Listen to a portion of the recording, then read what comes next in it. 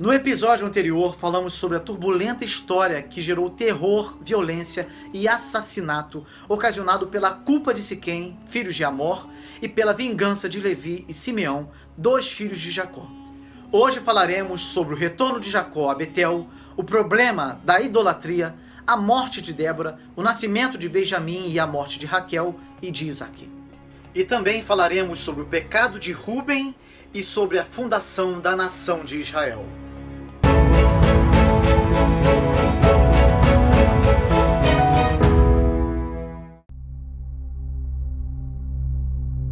Diante do ato horrível de Simeão e Levi, seria muito perigoso para Jacó morar mais tempo na cidade de Siquém. Por diversas vezes, no decorrer da vida de Jacó, Deus lhe orientou, pois Jacó estava na linha do pacto abraâmico. O cuidado de Deus é destacado continuamente no livro de Gênesis, através da frase "disse Deus". Não importa quantas vezes fracassamos em nossa jornada com o Senhor, podemos sempre voltar para casa e nos arrependermos e obedecermos de coração ao Deus maravilhoso que fala conosco. Glória a Deus por isso. Que privilégio nós temos em Cristo. O Criador do Universo vem falar conosco, sobretudo nos momentos mais difíceis. Lembre-se de que, como vimos no episódio anterior, Jacó ficou vários anos em Siquém, que ficava a menos de 50 quilômetros de Betel, e acabou pagando caro por sua desobediência. A tragédia que aconteceu poderia ser muito pior se Deus apenas se calasse. Mas Deus não se calou e apareceu a Jacó ordenando que ele prosseguisse no seu alvo, que era ir a Betel e habitar lá. Perceba que Jacó havia construído um altar na propriedade que tinha comprado próximo a Siquém e chamou esse altar de Deus, o Deus de Israel. No entanto, Deus não se agradou com esse altar, pois queria que Jacó voltasse a adorar em Betel, a casa de Deus. O Senhor lembrou Jacó de sua situação desesperadora e de como ele o havia livrado e abençoado. Em Betel, Jacó havia feito alguns votos ao Senhor e era chegada a hora de cumpri-los. Muitos dos problemas na vida cristã e na igreja local são resultado da obediência incompleta. Sabemos o que o Senhor quer que façamos, começamos a fazê-lo, mas então paramos. Quando não continuamos a obedecer a Deus e a realizar sua vontade, até mesmo aquilo que fizemos começa a morrer. Jacó deveria fazer um altar em Betel, que foi o lugar em que Deus confirmou a aliança abraâmica a ele. Jacó deveria subir até Betel, que ficava 310 metros acima de Siquém, e estava situada junto à estrada que levava a Jerusalém, Belém e Hebrom. Era lá que Jacó deveria estar. Ele deveria agora edificar em Betel um altar, como Abraão o fizera na sua memorável viagem à Palestina. Jacó havia edificado uma coluna de pedras depois de sua inesquecível experiência com Deus. Você lembra disso? Quando ele fugia para Arã. Essa volta ao lugar santo envolveria uma entrega total de sua vida ao Senhor. Jacó assumiu o controle da situação e testemunhou com ousadia o que Deus lhe disse e o que o Senhor fez por ele. Essas instruções aplicavam-se não apenas às esposas e filhos de Jacó, mas também a seus servos de Padã Arã. Eles eram todos sírios e, sem dúvida, idólatras e supersticiosos. Esses deuses pertenciam a eles, ou, como alguns conjecturam, eles eram os terafins que Raquel roubou. Exceto pela breve referência a imagens que Raquel roubou do pai, esta é a primeira descrição de posse de ídolos na família patriarcal. Jacó deve ter tomado conhecimento da existência dessas imagens, mas até então não havia realizado nenhuma ação drástica. Nesse contexto, a ordem para que se purificassem significa livrar-se dos ídolos e das práticas associadas a eles. Alguns estudiosos acreditam que esses ídolos fossem tabelas astrológicas ou algo desse tipo, chamadas por Labão de seus deuses, porque por elas se supunha que poderia prever eventos futuros e que se referiam a certas inteligências astrais e planetárias, por cujas influências as coisas sublunares foram regulamentados. Mas é mais natural supor que esses deuses encontrados agora na família de Jacó fossem imagens de prata ouro ou artesanato que foram encontrados entre os despojos da cidade de Siquém. O Targum de Jonathan alude às argolas usadas nas orelhas dos habitantes da cidade de Siquém, que tinham formas parecidas com os seus ídolos. Alguns estudiosos dizem que não se tratava de argolas usadas pelas mulheres e por alguns homens hoje em dia, pois seriam argolas para serem postas nas imagens ou então argolas especiais usadas pelos idólatras quando se ocupavam em suas cerimônias, mediante as quais honravam a certas divindades. Fato é que na casa de Jacó tinham sido adotadas essas formas de idolatria. Alguns eruditos incluem aqui cartas astrológicas, mas a astrologia pertencia mais ao Egito e à Babilônia, requerendo habilidades matemáticas que a família de Jacó dificilmente possuiria. Dessa forma, para que não se tornassem incitamentos à idolatria, Jacó ordena que sejam postos de lado. A purificação pessoal ou externa, como emblemática da santificação da alma, tem sido usada entre todos os verdadeiros adoradores de Deus desde o início do mundo. Em muitos casos, a lei de Moisés prescreveu mais solenemente ritos e cerimônias que estavam em uso desde os primeiros tempos. No caso da mudança de vestes, parece ter tido significado simbólico, denotando mudança de lealdade e prática religiosa. Um hindu, por exemplo, considera profanas as roupas com as quais trabalhou nos negócios e sempre as troca antes de comer e adorar. Jacó deixou claro que Deus estava com ele no dia de sua angústia. Podemos supor que ele estava se referindo a algumas situações, como a sua fuga de Esaú, a todo o sofrimento na casa de Labão, a experiência com o anjo no val de Jaboque, ao medo que sofreu ao ter que reencontrar Esaú. Em todas essas ocasiões, Deus estava presente. Todos reconheceram esse fato e entregaram os ídolos a Jacó, que os escondeu debaixo do carvalho que está junto a Siquém. Esse carvalho, ou um carvalhal, fora transformado em lugar de adoração idolátrica, onde presumivelmente se reuniam as divindades e onde poderiam ajudar os homens a resolver os seus problemas. O carvalho era uma árvore que era tida em grande veneração e por isso constantemente era usada com propósitos religiosos e raramente era cortada. Como Deus foi misericordioso! Todo o clã de Jacó estava em perigo mortal. Deus poderia ter destruído todos eles pela simples desobediência à sua palavra e pela atrocidade feita contra os siquemitas. Se Deus somente retirasse a sua graça e misericórdia, eles poderiam ser mortos pelos povos vizinhos. Mas o que foi que Deus fez? Vimos que no capítulo anterior, Jacó estava com medo dos cananeus. E agora, veja o que Deus fez. Deus se manifestou a Jacó, o orientou naquilo que precisava ser feito e providenciou para que tudo ocorresse sem perigo algum, pois os habitantes da região sentiram um temor sobrenatural que fora enviado por Deus às cidades ao redor, de forma que ninguém se atreveu a mover uma palha contra a família de Jacó. Você sabia que Deus age assim com todo aquele que é nascido de novo em Cristo e com aqueles que Ele mesmo conduz para o cumprimento de seus eternos propósitos? Deus é infinitamente misericordioso com os seus filhos e é exatamente por essa razão que muitas vezes Ele pesa a mão para corrigir os que se desviam dos seus caminhos. Jacó e todo o povo que estava com ele chegou a Luz, o nome antigo de Betel. Ele edificou um altar ao Deus que lhe apareceu quando fugia diante da face de seu irmão. E assim ele foi lembrado do dia da sua angústia. É bom, por vezes, que as nossas mentes sejam levadas desta maneira ao ponto em que, na nossa história, nos achávamos lançados ao degrau mais baixo da escala, para que possamos descansar realmente em Deus. Jacó chamou aquele lugar de El Betel, que no hebraico significa o Deus de Betel. E como Betel significa a casa de Deus, esse título significa o Deus da casa de Deus. Esse foi o título que Deus adotara para si mesmo quando ordenou que Jacó saísse da casa de Labão e voltasse à terra da sua parentela. Jacó chamou aquele lugar de El-Betel porque Deus havia se manifestado a ele ali quando ele fugia de Esaú.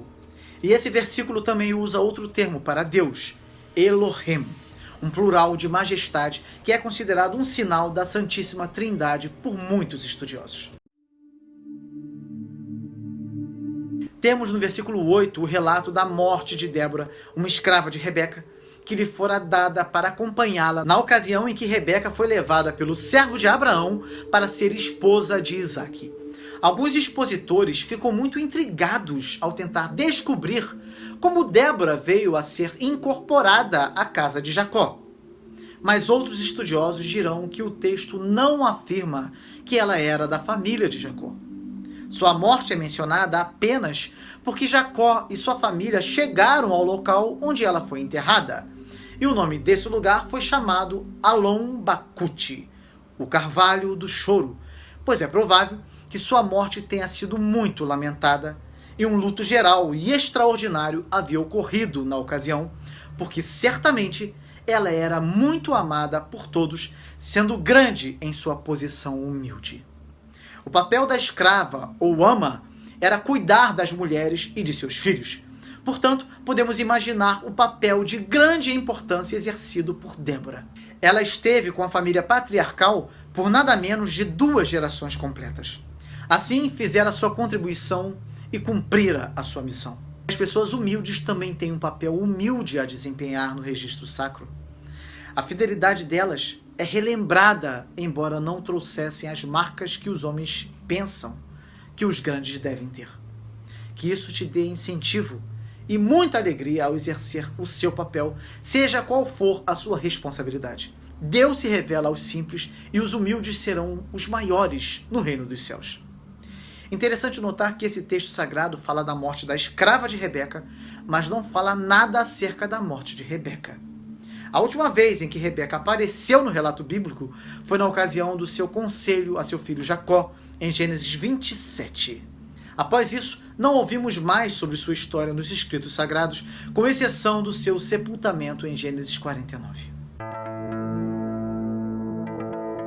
A presença de Deus guiava Jacó em todos os marcos importantes de sua vida. A providência de Deus acompanhava Jacó de uma maneira especial. No capítulo 32, Deus havia mudado o nome de Jacó para Israel, e agora Deus reafirmou esta mudança. E lhe disse que era Deus Todo-Poderoso, Elohim El Shaddai. Uma das implicações do nome El Shaddai é ser aquele que nos supre quanto a todas as necessidades. A primeira parte do nome El mostra que há poder capaz de fornecer um suprimento abundante. O Senhor é meu pastor, nada me faltará. As promessas são confirmadas. O nome divino El Shaddai é aquele que prefacia a repetição do pacto abraâmico a Abraão. Esse mesmo Deus garantia agora a Jacó a continuação do pacto. Além disso, reis descenderiam de Jacó, como Saul, Davi, Salomão e etc., culminando no rei Messias descendente de Judá através de Lia, uma das esposas de Jacó.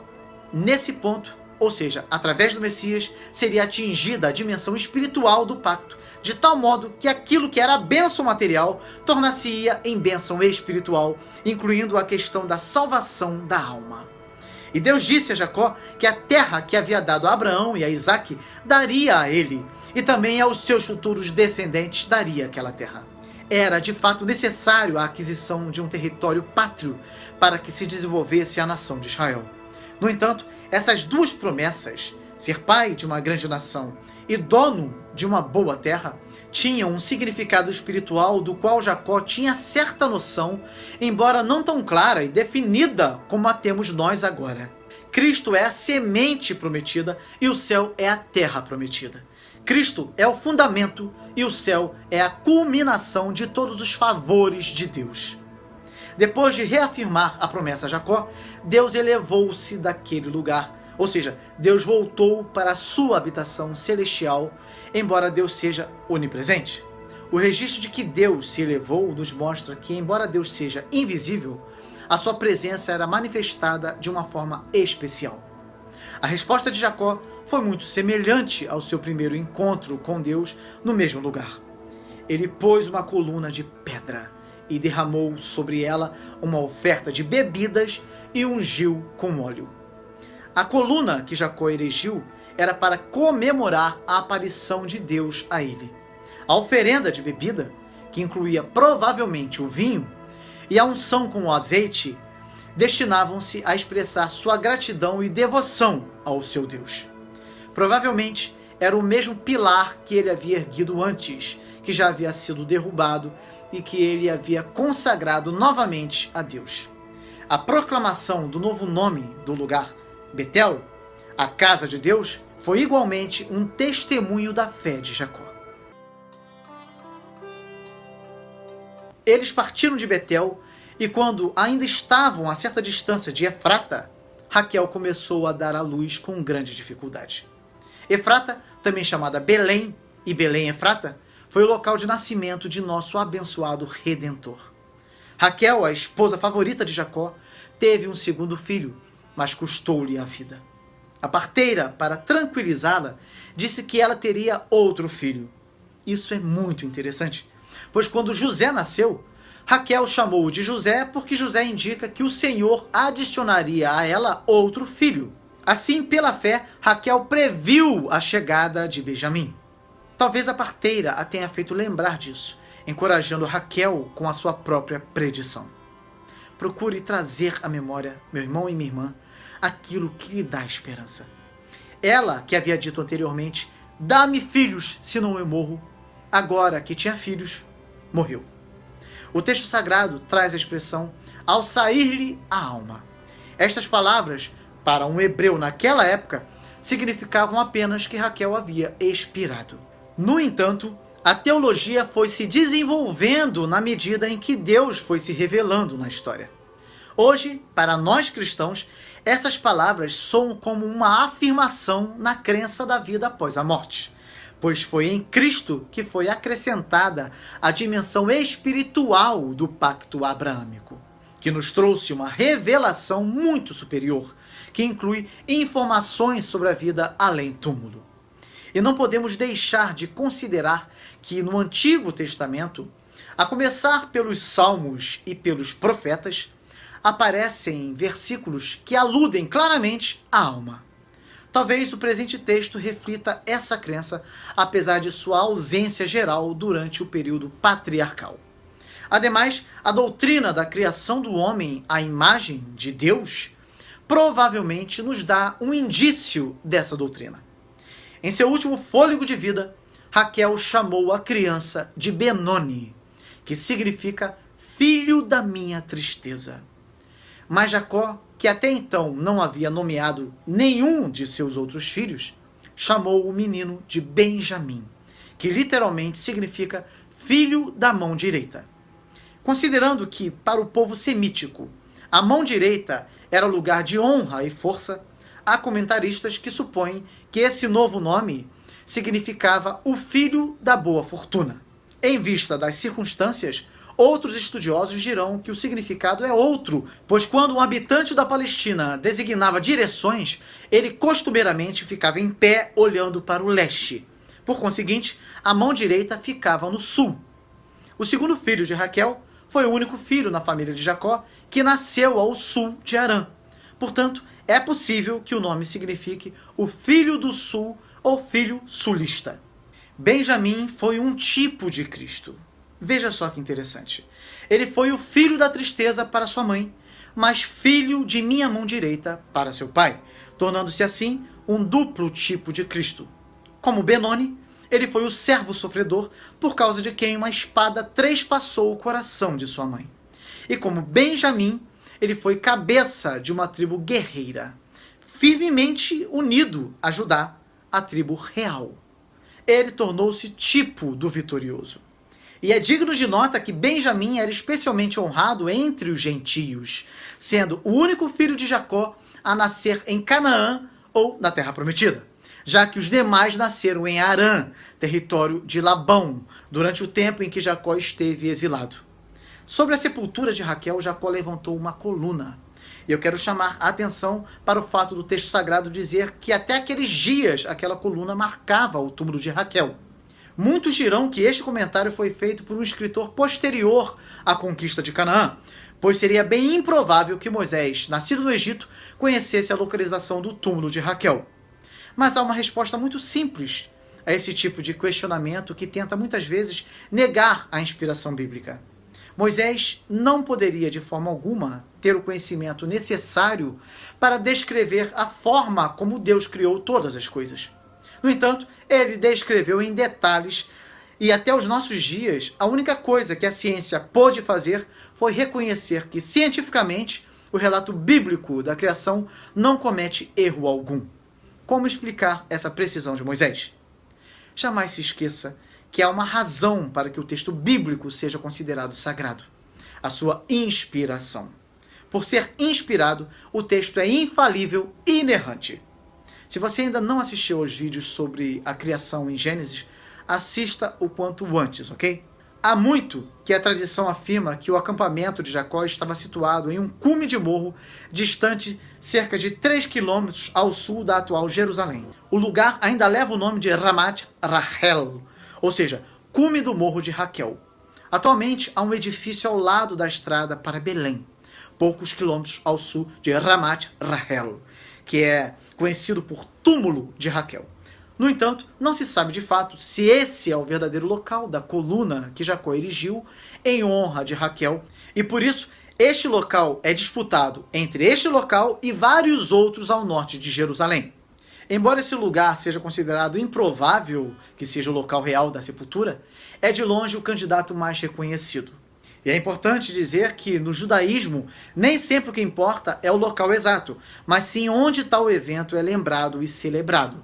Segundo Martin Gilbert, os judeus fazem peregrinação ao túmulo desde os tempos antigos. Segundo Frederick Strickert, as primeiras peregrinações historicamente registradas ao local foram feitas por cristãos primitivos e testemunhas cristãs escreveram sobre a devoção mostrada ao santuário pelos muçulmanos locais e depois também pelos judeus. Ao longo da história, o local raramente foi considerado um santuário exclusivo de uma religião e é descrito como considerado igualmente sagrado por judeus, muçulmanos e cristãos. O túmulo de Raquel é o terceiro local mais sagrado do judaísmo e se tornou um dos pilares da identidade judaico-israelense. O texto nos diz que Israel partiu novamente e armou acampamento adiante de Migdal Eder. Note que, de agora em diante, o nome Israel se tornou a designação comum de Jacó. Migdal Eder, que significa torre do rebanho, provavelmente foi erigida para proteger os rebanhos. Ficava entre Belém e Hebrom. Foi ali que Jacó residiu temporariamente após o falecimento de Raquel, e esse local só entrou na história como um lugar onde foi cometido um pecado vulgar. Caso contrário, o local seria desconhecido. Tem-se dito ser esse o lugar onde os anjos apareceram aos pastores por ocasião do nascimento de Jesus. Mas isso é pura conjectura. O Targum de Jonathan afirma, curiosamente, que esse é o lugar onde o rei Messias haverá de manifestar-se no fim dos dias. Alguns situam essa torre a alguns quilômetros ao sul de Jerusalém. Ruben, o primogênito de Israel, violou os padrões da moral vigente, cometendo incesto com Bila, concubina de seu pai. O ato não só era flagrante pecado contra a santidade do casamento, como também desdenhoso desafio da autoridade tribal do seu pai. Jacó não puniu Ruben imediatamente, mas não o esqueceu. Ruben perdeu o seu direito de filho primogênito, tendo recebido uma bênção secundária da parte de Jacó, já moribundo, por ser impetuoso como a água. Alguns intérpretes judeus tentam justificar Ruben pelo que ele fez como se fosse uma espécie de vingança. Ao que se presume, após a morte de Raquel, foi Bila e não Lia, mãe de Ruben, que se tornou a esposa favorita de Jacó. Assim, indignado, Ruben assaltou-a sexualmente. Mas isso não passa de fantasia. Alguns daqueles estudiosos chegam a dizer que Ruben meramente desarrumou o leito dela sem tocar em seu corpo. Se isso fosse verdade, Ruben poderia ser desculpado, mas essa interpretação simplesmente não concorda com o texto e com o capítulo 49 de Gênesis. Fato é que Jacó acabara de sofrer a perda de Raquel, que morrera de parto, e agora seu filho primogênito violava outra esposa sua. Alguns estudiosos, referindo-se a um antigo costume pagão, supõem que Rúben estivesse tentando substituir Jacó como cabeça do clã, apossando-se à força de uma de suas esposas. Se isso foi o que de fato aconteceu, a sua tentativa foi um tiro pela culatra, pois ele perdeu sua posição de filho primogênito em lugar de promover a sua causa. Temos diante de nós, do versículo 23 ao 26, a fundação da nação de Israel, a nova nação. E não há que duvidar de que esse foi o propósito principal de Moisés ao fornecer essa lista de nomes. Os patriarcas da nação em formação são arrolados. Outros trechos do livro de Gênesis preenchem detalhes acerca deles. Nesta lista, os filhos são arranjados de acordo com suas respectivas mães. Lia foi a primeira esposa de Jacó. Ele deu 6 filhos. Rúben, o filho mais velho de Jacó, Simeão, Levi, Judá, Issacar e Zebulon, além de uma filha, Diná. Raquel lhe deu José e Benjamim. Bila, serva de Raquel, lhe deu Dan e Naftali. E Zilpa, serva de Lia, lhe deu Gade e Azer. Portanto, houve 12 filhos de Jacó ao todo. E esses tornaram-se conhecidos como os 12 patriarcas, tal como Ismael teve 12 filhos que se tornaram príncipes e patriarcas das nações árabes. Jesus escolheu 12 apóstolos como seu círculo íntimo de discípulos, e esses tornaram-se, por assim dizer, os 12 patriarcas da igreja cristã. Estritamente falando, houve 13 tribos entre os hebreus, visto que Efraim e Manassés eram considerados tribos. Porém, Levi não recebeu terras, e nas várias listas, um ou outro dos nomes é omitido, resultando nas 12 tribos tradicionais. A lista aqui provê as primícias de Israel. A colheita foi a nação propriamente dita. O número 12 tem seu significado provavelmente indicando um corpo governante ou a base de uma organização ou governo. Outros sentidos também são óbvios. Há 12 horas em um dia e também 12 horas em uma noite, formando ciclos completos de tempo. Há 12 meses no ano, indicando a mesma coisa em escala mais ampla. E também há 12 signos do zodíaco, a organização dos céus, embora esse ponto só seja mencionado na Bíblia como um conceito pagão. Esse número, pois, envolve o sentido de um clímax, ou ponto culminante, e nos sonhos e nas visões pode ter exatamente esse sentido. Jacó foi visitar seu pai Isaac em Manre, perto de Kiriat Arba, que é Hebron, onde Abraão e Isaac tinham morado. Finalmente, Jacó estava de volta ao seu lar paterno, mas é muito provável que Jacó já tivesse visitado a seu pai, embora isso não tenha ficado registrado, pois Jacó já estava de volta à terra de Canaã fazia cerca de 10 anos. Mas agora, quando se aproximava do fim da vida de Isaac, supõe-se que Jacó tenha ido morar com ele e confortá-lo em seus dias de declínio. Rebeca, mãe de Jacó, não é mencionada, o que nos leva a pensar que já teria falecido. Se esse foi o caso, então Rebeca nunca mais viu a Jacó depois que o mandara para a companhia de Labão por temer os desígnios assassinos de Esaú. O sepultamento dela, como eu já disse, só é mencionado em Gênesis 49, versículo 31. Importante dizer que Kiriat Arba, ou seja, a cidade de Arba, foi o primeiro nome da cidade de Hebron. O termo Arba significa 4 em hebraico. Talvez Arba fosse o 4º filho nascido de seu pai. Ele foi um dos ancestrais dos Anaquins e o maior herói da raça, um gigante, pai de Anak. Ele foi o homem mais importante entre os Anaquins. Fundou a cidade de seu nome no mesmo local onde veio a existir a cidade maior de Hebron. Mais tarde, Josué deu a Calebe a cidade de Hebron como sua herança, por causa de sua confiança de que Deus o capacitaria a expulsar dali os gigantes. Hebron era uma das paradas obrigatórias dos patriarcas que levavam uma vida de semi-nomadismo. Ficava a cerca de 32 quilômetros de Belém e da Torre de Éder, onde Jacó havia ficado por algum tempo. Mas é provável que Jacó já tivesse estado antes em Hebron, alternando ocasionalmente entre os dois lugares. Abraão tinha feito de Hebrom uma de suas residências, e foi ali que Sara morrera. Isaac morreu aos 180 anos, 5 anos a mais que seu pai Abraão, em idade bem avançada, por cerca de 40 anos depois de haver abençoado Jacó e Esaú. Nesta ocasião, Jacó estava com cerca de 120 anos de idade. José tinha cerca de 29 anos. Note que a duração da vida dos homens foi diminuindo paulatinamente. Já parou para pensar? Os homens viviam em redor de 1.900 anos, de Adão a Noé. Os homens viviam em redor de 600 a 200 anos, de Noé a Abraão. E os homens viviam em redor de 200 a 100 anos durante a era patriarcal.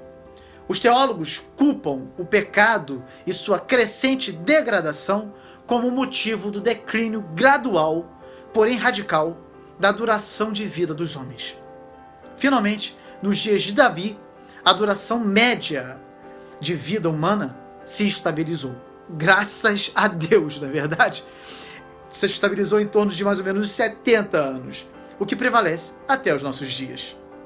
Isaac foi sepultado por seus filhos, Esaú e Jacó, sem dúvida, na caverna de Maquipela, no terreno que Abraão havia adquirido como lugar de sepultamento, e onde tanto Abraão quanto Sara já tinham sido sepultados. Os restos de Isaac foram postos ao lado dos restos de sua esposa Rebeca, conforme o costume da época exigia.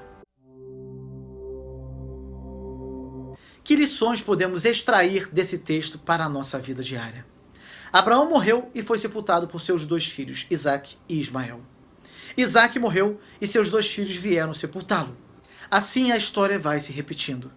Chega o momento em que cada um de nós vai ter que enfrentar a morte, e nossos filhos nos sepultarão.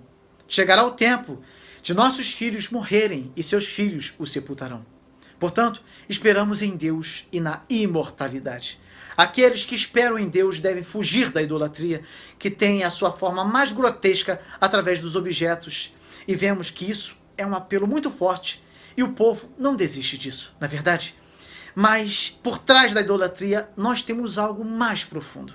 A questão é que esses falsos deuses são palpáveis, podem ser tocados e vistos pelos seus adoradores. O Deus verdadeiro não pode ser visto. O Deus verdadeiro exige um procedimento e conduta moral e faz promessas que vão além do nosso dia a dia. E os deuses pagãos são como amuletos que ajudam, entre aspas, os idólatras a conseguirem o que desejam e terem o apoio de alguma entidade para as ações erradas e indevidas que praticam, refletindo um egoísmo humano. Na verdade, aqueles que adoram um falso Deus adoram a si mesmos. E mesmo aqueles que não praticam uma idolatria grotesca, toda vez que eles se colocam na frente de Deus de forma egocêntrica, como se fosse o centro de suas vidas, na verdade estão cometendo uma idolatria disfarçada. Mas esse tipo de disfarce não engana a Deus. Deus conhece a intenção do coração humano. Deus deve ter o primeiro lugar em nossa vida.